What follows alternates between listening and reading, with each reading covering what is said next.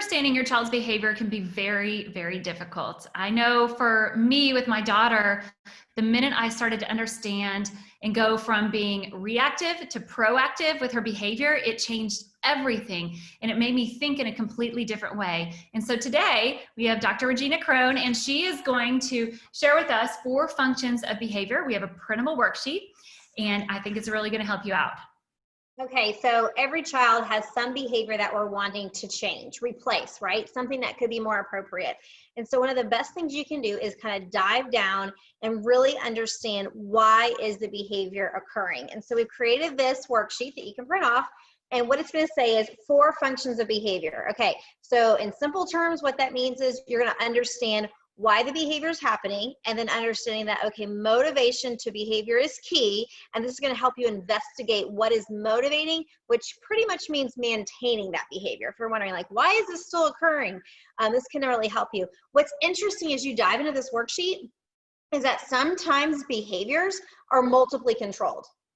So what that means is once you start to identify what those behaviors are, your intervention plans have to be different based on the functions of behavior. The same thing with a topography, which means it all looks the same, right? So for example, let's say elopement, for example. Elopement, you might be addressing the problem behavior in one way. Every time they do this, I'm going to do this. Well, what I want to really challenge you to do is fill this worksheet out and identify when is it occurring, how is it maintained, and you might find that the behavior that you're targeting, like elopement, for example, might actually be for several different reasons, which then means you have to address it in several different ways, depending on which the context in which it happened. So here's how you'll fill this out.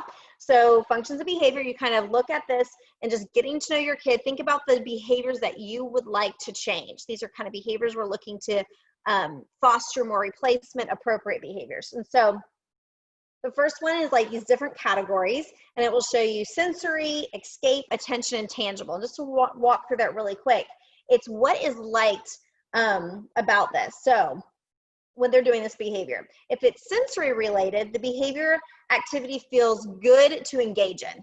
So it's something that doesn't require really anybody to be around. It just feels good to engage in. That could be spinning or jumping or getting your nose really close to the TV, any of those things that are really just dictated and maintained.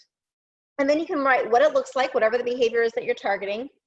And then what is it most likely to happen? Alone, in the presence of others, or both? And that's really important because that's going to drive how you address it and looking at those things. And then escape would be the removal or delay of an undesired task or activity. So some of our kids engage in behaviors because they're trying to get away from something, not because they're trying to get something, not because it feels good. And the next one is attention. They receive a lot of interaction. So what's interesting about this is sometimes us reprimanding or giving feedback on a behavior or redirecting or saying no, sometimes that actually can be maintaining the behavior because it's attention. And so really looking at, okay, is this happening and maintained because I'm giving attention, or is it because they want something, right? So does a kiddo fall on the floor and they're like, oh, I think they're hungry, let me go grab snacks as choices. Well, then they could actually be learning that I fall on the floor and then I get all these snack choices, right? So you really want to look at these patterns and understanding behavior and when they occur. So we've kind of put like, when are they most likely to occur? The presence of people or not, writing down what those are and just finding out the different categories of those behaviors and how they're maintained. And so this is kind of a pre-video to us really diving into then specific strategies, but understanding the function becomes the first step. And so we wanted to go over functions of behavior, and first step is identifying what is the function. How are we going to address it? But this is step number 1.